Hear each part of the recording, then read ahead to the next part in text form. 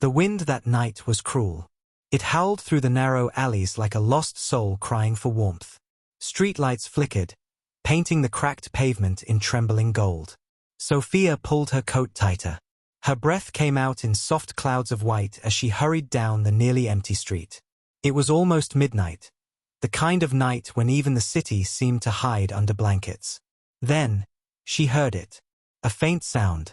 A whisper of movement near the corner store. "Please, sir, just something to eat." The voice was small, fragile, like a thread about to break. Sophia turned. Her eyes caught a boy, maybe 10, maybe 12, shivering beside a trash bin. His clothes were too thin for winter. His face pale and streaked with dirt. He held an old paper cup in his trembling hands, hoping someone might drop in a coin. No one did. People passed him like he was invisible. Sophia hesitated. Her mind whispered, "You can't help everyone." But her heart said otherwise. She stepped closer. "Hey," she said softly, kneeling so her eyes met his. "When was the last time you ate?" The boy looked up, startled. His lips quivered. "Yesterday, I think." He tried to smile, but his teeth chattered. "It's okay. I'm fine." Fine. The word broke her. Sophia stood, looked around, and without thinking, reached for his hand. It was ice cold. "Come on," she said. "Let's get you something warm." Inside the small diner across the street, the smell of fresh bread and coffee wrapped around them like a hug. The old jukebox hummed a tune from another time. The boy's eyes widened as the waitress placed a steaming bowl of soup in front of him. He stared for a moment, then began eating, fast, almost scared it might disappear. Sophia smiled. "Slow down," she whispered. "It's not going anywhere." He stopped, spoon halfway to his lips. "Why are you helping me?" "Because someone once helped me," she said quietly, "and I never forgot." For a moment, the world outside didn't exist, just the sound of spoons and rain tapping the window. When he finished, she gave him her scarf. It was red, soft, and smelled faintly of vanilla. "Keep this," she said. "It'll make the cold a little kinder." He looked at it like it was treasure. "Thank you. What's your name?" "Sophia." He smiled, a small, shy smile. "I'm Michael." They talked a little longer. About where he'd been sleeping. About his dreams, simple ones, like having a bed and going to school. When they finally stepped outside, the snow had started to fall, light, gentle, like feathers. Sophia handed him a few bills, enough for a shelter bed. "Promise me you'll go there tonight, okay?" He nodded. "I promise." And then, he was gone, disappearing down the street, scarf trailing behind him like a red ribbon in the snow. Sophia stood there, watching until he vanished into the night. Something about him stayed with her. A feeling, soft, but certain, that this wasn't the last time their paths would cross. She didn't know it yet, but that small act of kindness was about to echo back into her life in a way she could never imagine. What would you have done that night? If you were Sophia, stop, or keep walking? 15 years later. The city looked different now, taller, louder, faster. Where old cafes once stood, glass towers reached for the clouds. And somewhere among them, Sophia walked with her same quiet grace, her hair now touched with soft strands of silver, her eyes still kind but a little tired. She wasn't rich. Not poor either. Just surviving. Running a small bookstore on Fifth Avenue. The kind of place that still smelled of paper and dust and stories that outlived their authors. That morning, rain drummed softly against the windows. She was rearranging the classics shelf when the doorbell chimed. Ding. She looked up. A man stepped in, tall, confident, wearing a charcoal suit that probably cost more than her month's rent. But his eyes, they weren't like the others who came just to look cultured. His eyes were searching. "Good morning," Sophia greeted, brushing her hands on her apron. "Looking for something special?" The man smiled. "Maybe. I'm looking for a book. Or maybe just a memory." His voice was deep, calm, but something about it stirred a strange familiarity inside her. He glanced around. "This place feels like home," he murmured. Then his gaze fell on her, really saw her. "You own this place?" "Yes," she said, a little surprised. "For about 10 years now." He nodded slowly. "That's incredible." There was a pause, a soft silence that stretched between them. The kind that feels like the world is holding its breath. Then, his phone buzzed. He sighed, silencing it, before looking back at her. "May I ask your name?" "Sophia." The man froze. For just a heartbeat, something flickered across his face. Shock, disbelief, and something almost tender. "Sophia," he repeated, as if tasting the word after years of keeping it locked away. She tilted her head. "Do I know you?" He smiled faintly. "Maybe, but it's been a long time." He bought a book, The Little Prince, paid in cash, thanked her, and walked out. Just like that. But as the bell rang again behind him, Sophia felt that strange pull in her chest. Like a whisper from another lifetime. Later that night, as she closed the shop, she noticed something odd. On the counter where he had stood was a folded envelope. No name, no note, just one word written on the front in neat handwriting, "For you." Her fingers trembled as she opened it. Inside was a check. Not for a few dollars. Not for hundreds. But for 50,000. She gasped, her heart racing. There was also a small card inside. A simple message written in blue ink. "For the soup. For the scarf. For everything you never asked for in return. M." Sophia sat down, breathless. The diner. The snow. The boy with trembling hands. Michael. Could it be him? She whispered the name into the silence of the bookstore. Michael. It felt unreal. Impossible. Her eyes filled with tears, not just from shock, but from something deeper. The realization that kindness, the kind you give and forget, sometimes circles back when you least expect it. Outside, the city lights blurred through her tears. The rain whispered against the glass. And somewhere high above, in one of those gleaming towers, a man in a charcoal suit looked out his window, holding a worn red scarf. He smiled to himself. "Thank you, Sophia," he whispered to the night. 3 days passed. But Sophia couldn't stop thinking about the envelope. About him. Every time she opened her bookstore door, her heart gave a tiny leap, half hoping he'd walk back in, half fearing it was all some strange dream. She tried searching his name on the check, Michael Hayes. But that name, it was everywhere. Tech companies, foundations, news headlines. Could it really be the Michael Hayes? The billionaire philanthropist everyone talked about. The man who rose from nothing to become one of the most powerful entrepreneurs in the country? Her mind refused to believe it. Yet her heart whispered, "You already know it's him."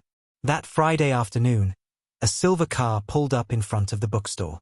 The rain had just stopped, and sunlight broke through the clouds, scattering golden reflections on the wet pavement. Sophia looked up from the counter and froze. Michael was standing at the door. No suit this time. Just jeans, a navy coat, and the same gentle smile she remembered from years ago, though now, it carried the weight of everything he'd become. She stepped forward, words trembling on her lips. "It is you." He nodded, eyes glistening. "You remembered." "How could I forget?" she whispered. "You were that little boy, outside the diner." For a moment, neither of them spoke. The silence was filled with memories. Snow falling, a bowl of soup, a red scarf between trembling hands. Then Michael said softly, "I've been looking for you for years. Every time I built something new, every time I gave back, I thought of you. You were the first person who ever saw me." Sophia's throat tightened. "You didn't have to do all this. The money, the letter." He smiled faintly. "I didn't do it because I had to. I did it because you showed me what kindness looks like when no one's watching." She looked down at the check still resting on the counter. "You don't owe me anything, Michael. You already made your life beautiful. That's enough." He took a slow step closer. "Maybe, But I still owe you a promise. They sat together for hours, two souls separated by time, now catching up on all the years that had vanished like mist. Michael told her about his journey, the shelters, the part-time jobs, the old mentor who'd spotted his brilliance with computers.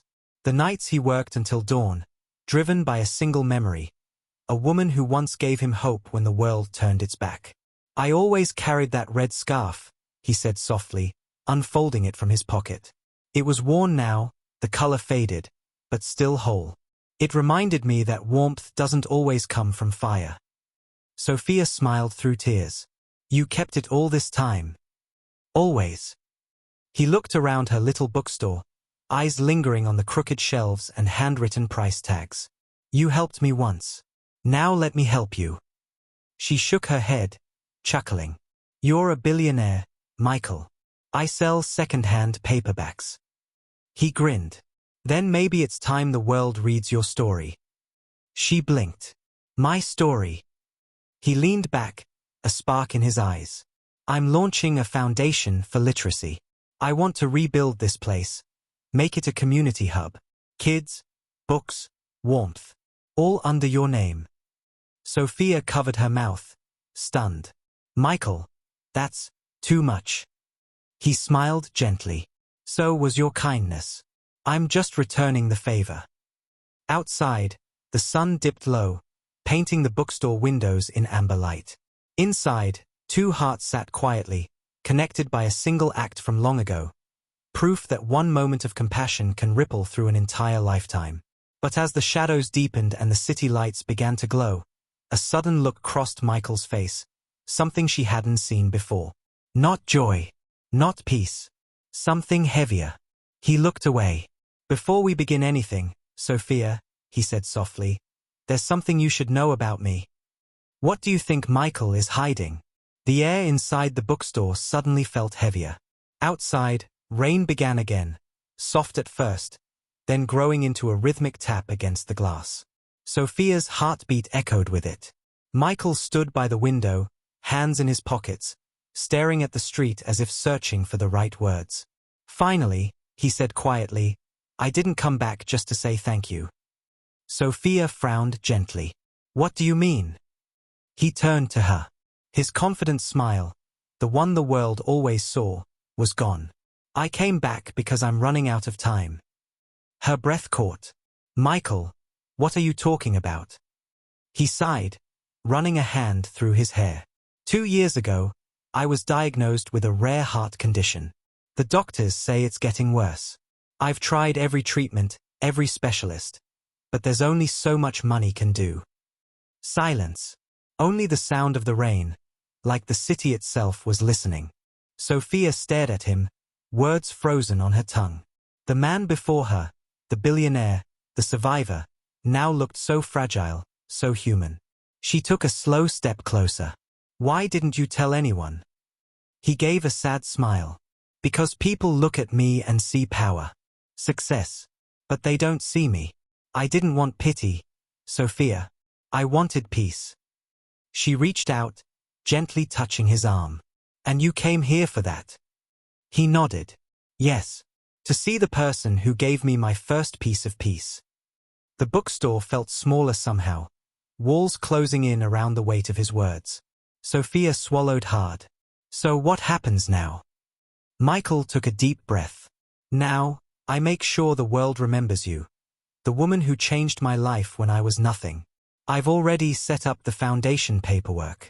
The bookstore will expand, and your name will stand beside mine. She shook her head, tears threatening. Michael, I don't need that. I just want you to fight, to live. He smiled faintly. I have been fighting, Sophia, my whole life. But maybe it's time to do something that matters more than surviving. Her voice trembled. You've already done enough. No, he said softly. Not yet. The hours drifted. They talked until the lights dimmed and the city outside turned silver beneath the rain. Stories spilled between them. Laughter, regret, gratitude. At one point, Michael pulled out a small box from his coat pocket. I was saving this, he said quietly. But I want you to have it now. Inside lay a golden locket, engraved with tiny words, "One act of kindness can last a lifetime." Sophia's hand trembled as she picked it up. "Michael, this is beautiful." He smiled. "So are you, Sophia. Not because of how you look, but because of how you see people." She blinked back tears. "You don't have to do this." "I do," he whispered. "Because that night, you didn't see a homeless boy. You saw a person. You saw me when no one else did."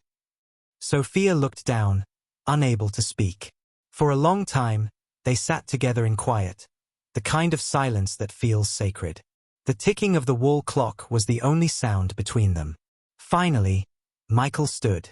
"I'll be leaving the city for a while. Treatment. I don't know how it'll go." Sophia rose too, her eyes glistening. "Then promise me one thing." He tilted his head. "Anything." "Come back," she said, voice breaking. "Please, come back." Michael smiled, not the kind of smile people wear for cameras, but a fragile, human one.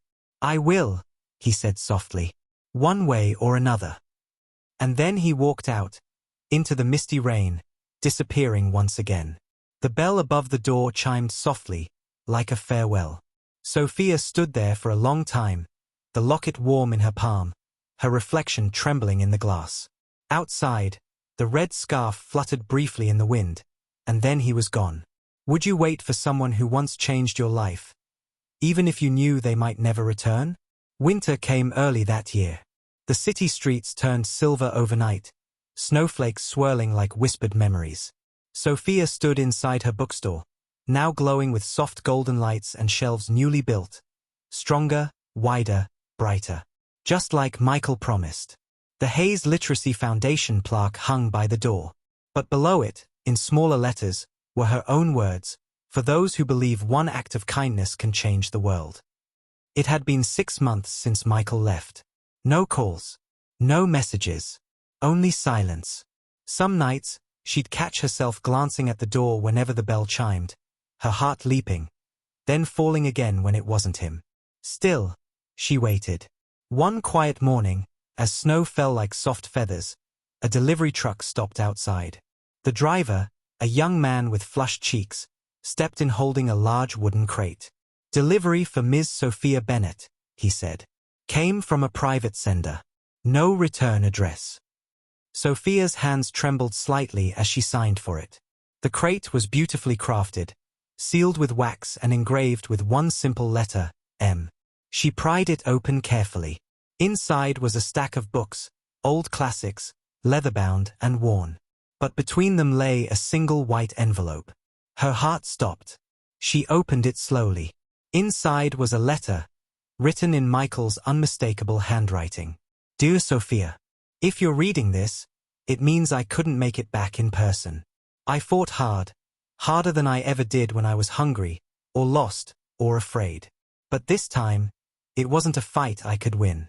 Please don't be sad. You already gave me the one thing I always wanted, a reason to believe in people again. The foundation will go on. The bookstore will grow. And maybe one day, another lost soul will walk through your door, just like I did. I left you something inside the box. Not money. Not charity.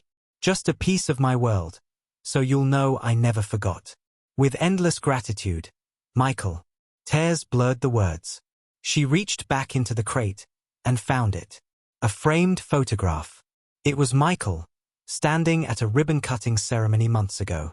But beside him, smiling proudly, was her. The image taken without her even knowing. Behind them, the sign read, "The Sophia Bennett Children's Library." Her breath caught. He'd already done it. Before he left, before he said goodbye, he'd made sure her kindness lived on.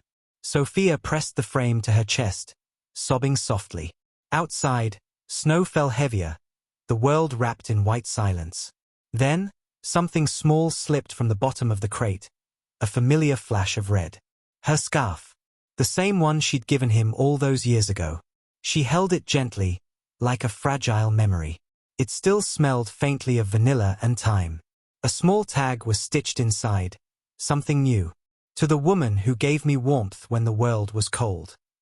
Sophia sank to the floor, the scarf curled in her hands. For a long time, she didn't move. The bookstore around her was quiet, filled with the hum of old stories and the soft ticking of the clock. Finally, she looked up, through her tears, at the window. The snow outside glowed under the streetlights, and for just a moment, she swore she saw him.